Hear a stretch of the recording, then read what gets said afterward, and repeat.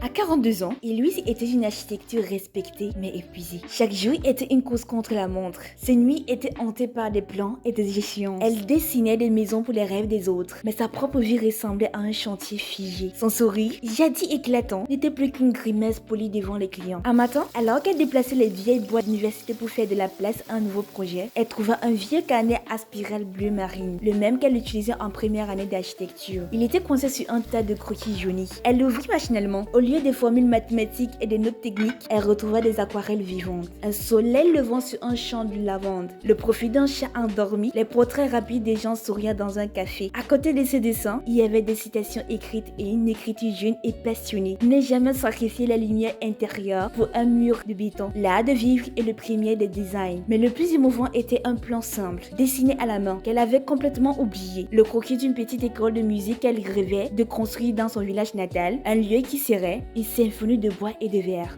Une vague de chaleur l'envahit, suivie d'une honte cuissante. Elle avait oublié cette cure, cette première ambition, bâtie avec âme, pas seulement avec efficacité. Et Louise ne quittait pas son emploi. Elle fit quelque chose de beaucoup plus puissant. Elle changea sa façon de travailler. Elle commença à se lever 1 heure plus tôt, non pour répondre aux emails, mais pour dessiner dans ses carnets. Elle réintroduisit la couleur dans ses présentations et elle instaura la règle de midi sans écran pour s'accorder une vraie pause. 6 mois plus tard, elle avait retrouvé son sourire. Elle avait aussi commencé à rencontrer les responsables de son village natal, non pas comme une architecte célèbre, mais comme une artiste avec des rêves. Elle utilisait les week-ends pour travailler bénévolement sur le design de sa petite école de musique. Les jours où elle posait la première pierre de l'école, et Louise comprit. La vie active n'est pas un fardeau à porter, mais une toile au ventre, à condition de jamais laisser le devoir effacer les couleurs du rêve. Elle avait appris que pour bâtir les grandes choses à l'extérieur, il fallait d'abord reconstruire son propre bonheur intérieur.